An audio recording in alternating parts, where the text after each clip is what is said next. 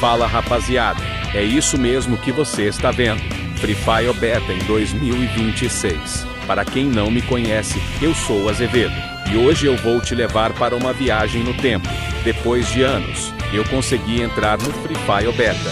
Sim, rapaziada, o mapa antigo, a interface raiz. Aquele visual simples que traz uma nostalgia que chega a dar um aperto no peito. E não, ainda não consigo jogar com outros jogadores. É só eu e o mapa, só andando por cada canto. Lembrando de como tudo começou, cada casa, cada detalhe que fez a gente se apaixonar pelo jogo lá atrás. Se você jogou nessa época, já comenta aqui, eu sou Raiz. E já me segue porque eu vou trazer mais conteúdos assim, revivendo o Free Fire das antigas. Eu já vou ficando por aqui. Um abraço do Azevedo, e até o próximo vídeo.